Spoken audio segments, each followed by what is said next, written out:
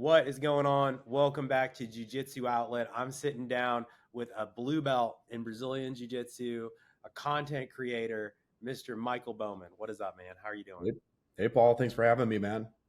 Thanks for coming here, man. I really appreciate you taking time to do the show.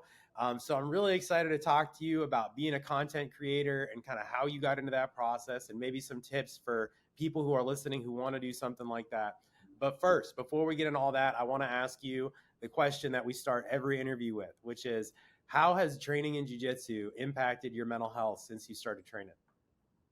I mean, how hasn't it impacted my mental health? I mean, that's anybody that trains understands the colossal impact that the sport has on their mental health. You know, it's a struggle for sure. I don't think jiu-jitsu is always fun. Sometimes it's a little bit of pain, a little bit of stress, and things like that. But all of those things aid in my mental health at the end of the day. I think as men in particular, as humans, but particularly masculine energy is accomplishing, breaking through barriers, pushing ourselves, things like that. And jiu-jitsu obviously will push somebody like that every single day. So I'm glad I found it. I'm fortunate I found it. I'm blessed, because I think a lot of people just run through their lives thinking it's just some outdated, art. But I'm glad I found it, and I wouldn't have it any other way. I think jiu-jitsu will be part of my life to the day I die. So you said you've been training for about 4 years. Can you give us a little comparison between like who were you before you started training and contrast that with who you are today? Yeah, so I'm 33 today. So to give people a little bit of perspective, I found jiu-jitsu at the end of my 20s, which also coincided with the pandemic. I'd experienced a decent amount of success in the business world up until that point. I wasn't a bum by any stretch. You know what I mean? I accomplished a lot of my goals from a business standpoint, from a money standpoint, and things like that. But I found myself kind of bored with life, needing a little bit more struggle in my life, a little more, like kind of like I said earlier, a little more of that push. And when the pandemic was going down, I was like, man, I've got to capitalize on this time because who knows how long it's going to be. It was a little bit like up in the air. It could be, a couple weeks, and it ended up being, for the most of us, depending on what state we were in, it ended up being a pretty significant period of time that, was disruptive to us. And I found this fighter in my network. He was a ex-professional Muay Thai fighter, and we ran into each other by happenstance, I think in like January of 2020. And I started talking to him a little bit. I'd always kind of wanted to train.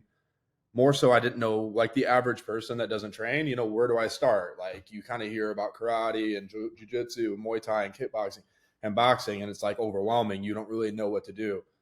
And he was like, listen, man, the two things, basically he said Muay Thai is the most, I know this is a jiu-jitsu podcast, but he was like, Muay Thai is the most practical, stand up of all the sports. So I started training Muay Thai with him on a private basis right as the pandemic started happening. It was just me and him in a gym, for several months, just literally breaking down, how to throw a punch and things like that. And eventually the jiu-jitsu team in that gym came back to the gym. It was like May or June of that year. And, I started training some jiu-jitsu because, I wanted to be a well-rounded fighter. I didn't just want to be able to stand up. I wanted to know what to do if somebody got their hands on me, and I wanted to be able to handle myself on the ground. I also saw tremendous opportunity in the MMA world for people that are good on the ground. I felt like that was kind of even from a very early immature, martial artist. I kind of saw that sometimes these MMA fighters sleep on the ground. You know what I mean? They don't really. I could just tell by some of my interactions with some of the MMA world and what I watched on TV that like, yeah, I felt like if you could handle yourself on the ground, like you could handle yourself in a fight. That's just all there is to it. So I told my coach day one, I said, listen, I just wanted to tell you this is for MMA. Like, I'm not interested in putting a gi on. I'm really not that interested in jiu-jitsu in general.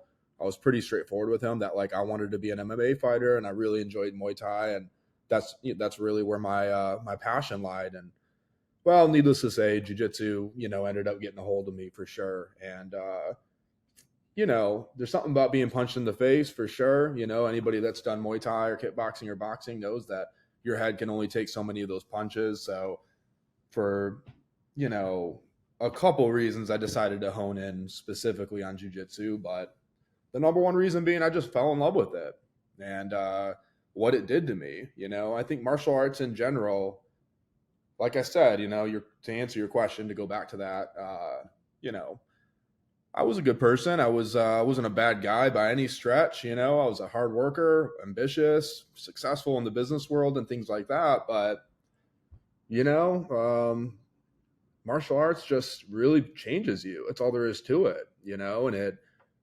I made a video I don't want to get ahead of the game by talking about the content, but I made a video about a year ago with my jiu-jitsu team at the time in California, and it was basically a mental health video about jiu-jitsu.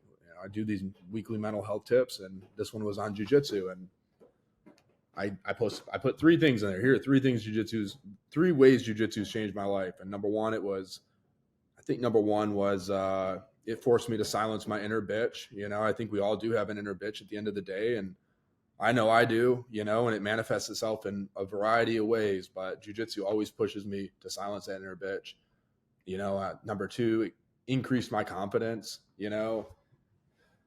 You can be successful in certain areas, but still lack confidence. And I found myself at 29, thinking I was confident, had a semblance of confidence, but it really isn't until jiu-jitsu breaks you and kind of pushes you to nothing. Shows you exactly who you are, like when a black belt gets a hold of you. Because I literally walked into jiu-jitsu thinking, I'll be able to handle myself against the teacher who's a black belt. I literally thought that. I mean, it's insanity to think now, but I literally thought that. Me, untrained, could go, I could handle myself against this guy who's been training 15 years. That's just insanity. So it improved my confidence. It gave me real confidence, not that fake confidence. And number three, it gave me real practical self-defense skills. I think jiu-jitsu and Muay Thai in combination are basically what you need to handle yourself if you get in a physical altercation in the street. Everyone always says you don't want to go to the ground. I get that, but the reality is sometimes you don't have a choice and you need to know what to do when you're on the ground. So that's how jiu-jitsu changed me, to answer your question. I love it, man. It made you into that. I guess it unlocked that almost animalistic side is kind of what I'm hearing from you. It's like you had done all this stuff in your career. You had made some moves in business. You had done all the things that, if we were to make a checklist of everything that society says we're supposed to have, you had done a lot of those things, but there was still this kind of lack of fulfillment within you. And then stepping onto the mats, doing combat martial arts, you were able to kind of awaken that more animalistic side, so to speak. Yeah, for sure. Crazy and mental health benefits. And I had some unrealistic goals going into it. I mean, I always kind of knew, all right, I'm almost 30. Like, I'm a sports guy in general. I've watched sports through the years. Obviously, like, these people, I just had this like, okay, I understand what it takes to be the best person in the world at a certain thing. And I was like, I'm probably not going to be able to dedicate myself to that, especially at 29 years old at the time. It was just one of those things. My expectations were always in check, but I still had some kind of unrealistic goals that through like training, kind of got honed in a little bit. And I realized where my place in the sport lies. And, rather than becoming like a big time MMA fighter or Muay Thai, like I'm really comfortable just training it on a recreational basis, competing, a few times a year to keep myself sharp. I think competition is extremely important in jiu-jitsu. I think if you're not competing at least 1 or 2 times a year just to push yourself for no other reason, just to push yourself and see where you stack up against other people at other gyms in your same level, I just think you're missing a very valuable part of jiu-jitsu. I totally agree. Totally agree. It'd be like, imagine if we were doing basketball practice every week, but we never played a basketball game. Right. We lose part of the point. Yeah, seriously, man. Yeah. So I wanted to ask you about this. How do you feel like jiu-jitsu has helped you as a content creator? And can we talk a little bit about that too? Like, what was that journey like? Can you compare that a little bit with your jiu-jitsu journey? Like, did that happen at the same time? Did you start making videos at the same time, or was that something that happened before you got into jiu-jitsu? Yeah, I don't know if anybody, I'm sure some of your followers, I'm sure you've heard of a content creator what if that's even what you want to call him, called Gary Vaynerchuk. You familiar with Gary V? Oh Sure. yeah, definitely. Yeah, and he was talking about TikTok before it was TikTok, it was Musically. I remember hearing him talking about that in like 2017 or something like that, 18. And then when I saw it become TikTok and he was pushing it big time, I was like, all right, let me take a look at what's going on TikTok. So I went on there and man, I don't know what happened, but some pieces got put together in my head about how you can make like short form content. There's just something that snapped in my head, and I started getting all these ideas about things that I could do, like with the ability to create a TikTok. Like it was the first time in my life I'd ever felt that creative like stroke. You know what I'm saying? And then nothing happened. I just put it down, and like sometimes you just get too busy, whatever. You just don't want to put the effort into it. Because I knew it would take some time to get good at it, but I don't know. Nothing happened. About 6-8 months passed by, and then like I started getting in the gym and kind of filming a couple of my sessions and stuff like that. And, I started I was like, okay, I don't know. I was like, all right, let me just post some highlights, you know what I mean? And kind of get the basic entry level skills required for just posting a highlight reel. And, a lot of people don't realize that stuff, like to make a smooth highlight reel, like that takes some skill. It takes some editing work. It takes an eye for it. It takes some practice beyond everything else. And so I started doing that. And then one day I had somebody film I do a lot of privates with the coach, and I had him film the private session that I did with him. And I decided to do this like little this day in jiu-jitsu voiceover. And like I got on there and I was like, I was holding my little mic and was just like, yeah, this is what we did. This is what we practiced. This is what we're working on, and man, I just started getting these ideas. I was like, okay. I was like,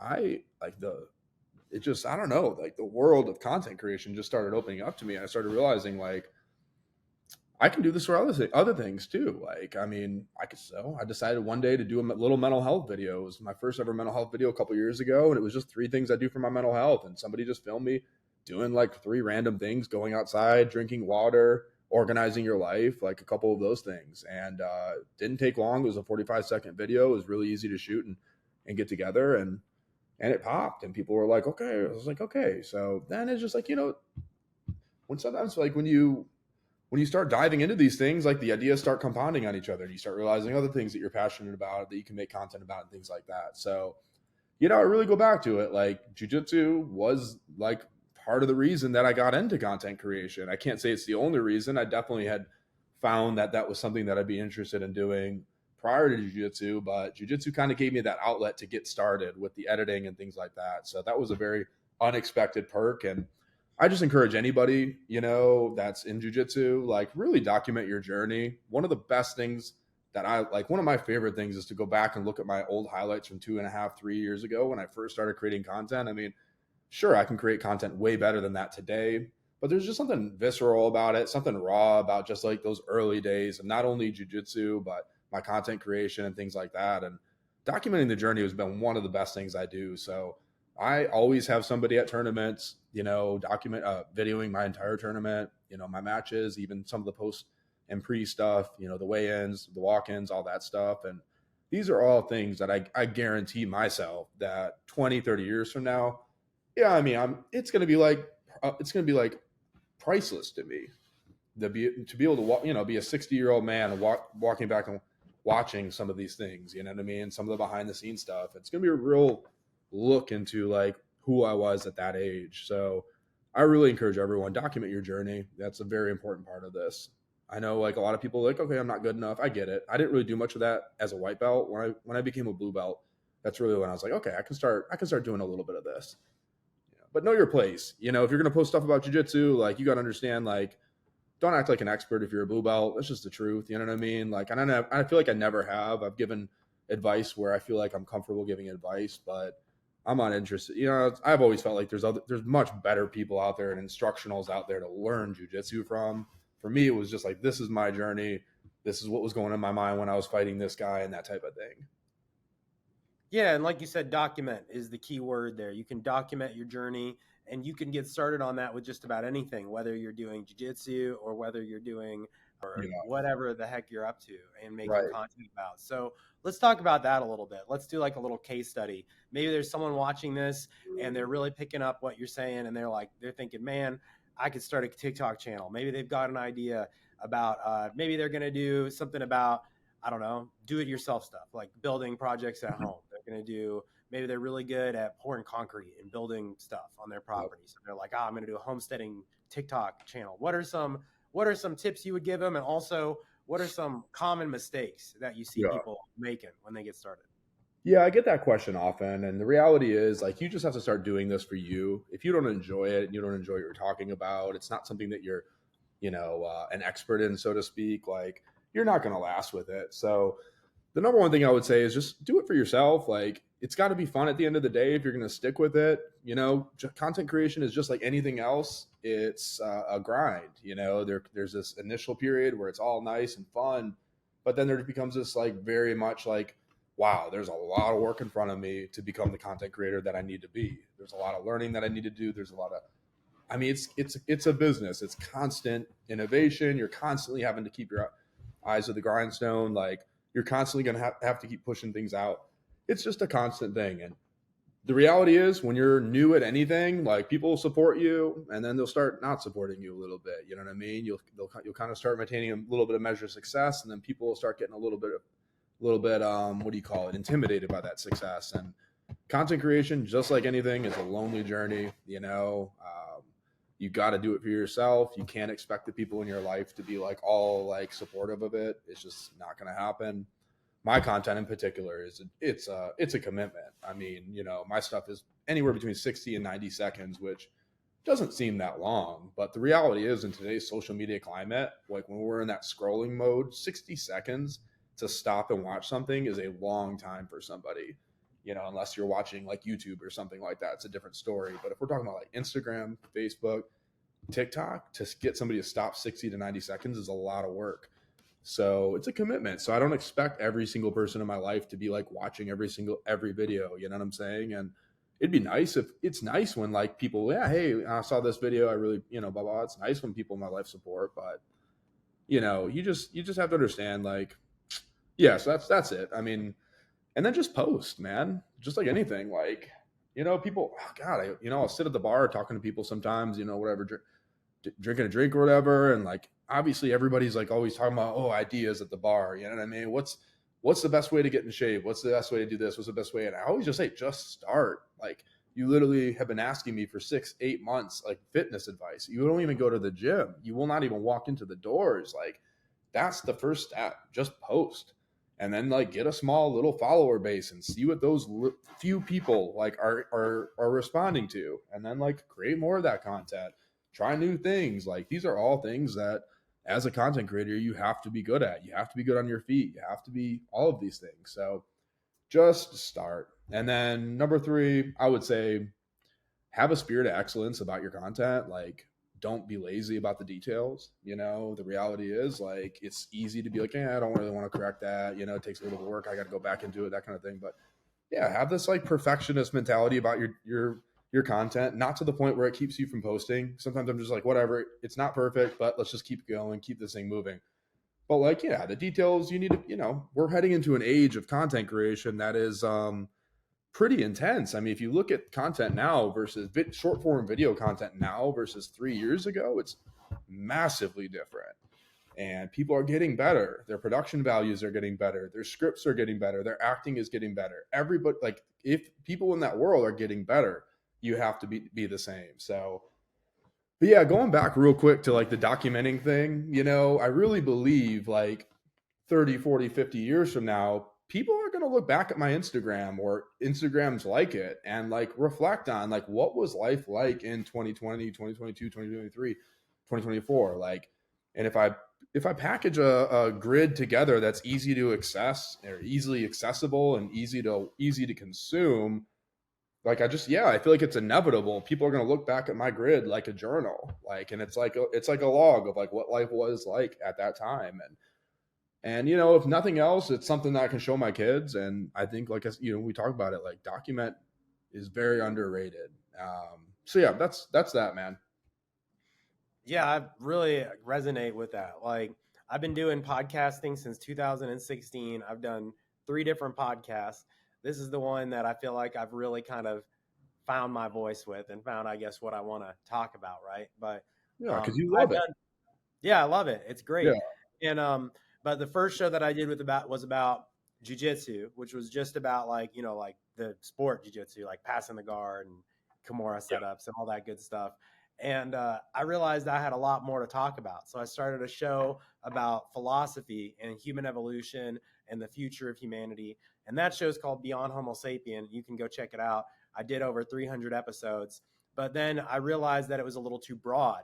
So then this show, Jiu-Jitsu Outlet, I kind of restarted to really kind of niche in and try to, I guess, make it so that I had a concise message, but it was still within the scope of what I wanted to talk about. Like it's more than right. just jiu-jitsu, but it's less than literally everything. Like the Beyond Exactly. Homo Sapien, I was talking about like literally everything. Yeah, Like I've got episodes about this, about how to quit smoking, about martial arts, about law of attraction, artificial intelligence. Like it's all kind of all over the place. So this way, I figured out how to kind of fine tune it, and it took a while. And now I've been doing this show almost 2 years, and I feel like we're just about to crack 1,000 subscribers on YouTube. So it yeah. takes a long time, and I really Oh, resonated with what you said that it's for you. Like it's not to please the masses or whatever. It's so you can have a platform of a way to like clearly communicate whatever it is your message is for the world. And I think it's important to get clear about what that message is. So it's just not super vague. It's not just like, oh, I'm a human who likes stuff. Like it has to be somewhat concise.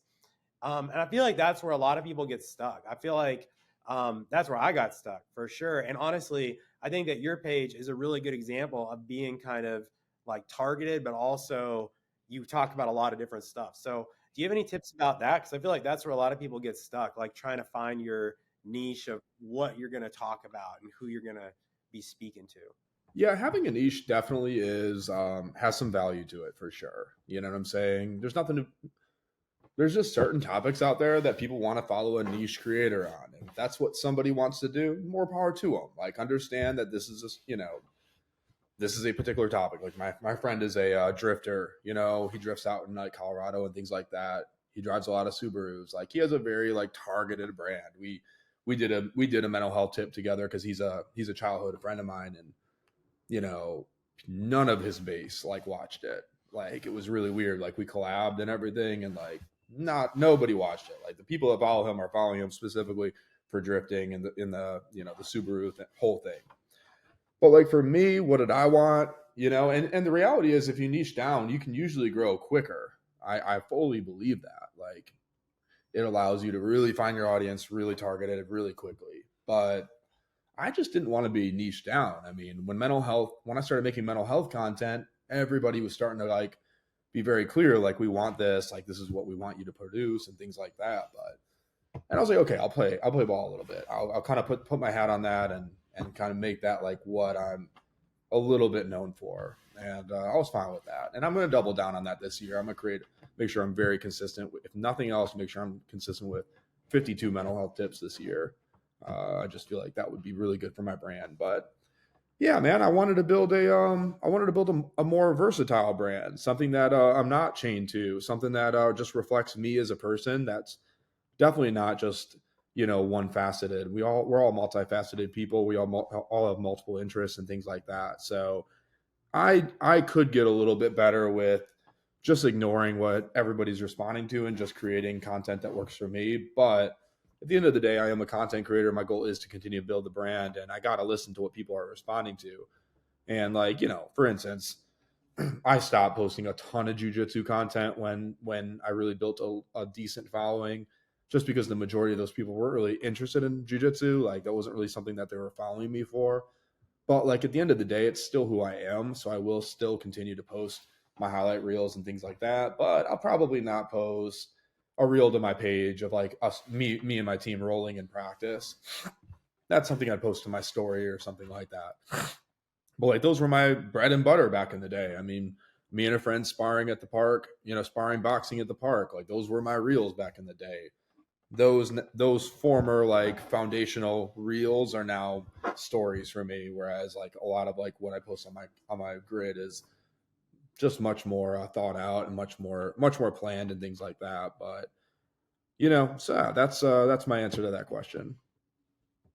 Yeah, it's artistic. Like you have a more artistic view of it, so to speak. And Yeah, you're really thoughtful around the stuff that you create because it's a form of art and expression. yeah, yeah, and it's sometimes talking about controversial topics, like I try to broach these topics with this like kind of middle ground perspective, but sometimes you're going to ruffle some feathers, and that's just part of it, and there can be repercussions even in your personal life of people that follow you that don't agree with your content. But the truth is, I'm not going to be somebody that tries to appease everybody. I'm going to post what I feel like I can sleep well at night posting, something that I feel like is true to myself as a person, is authentic.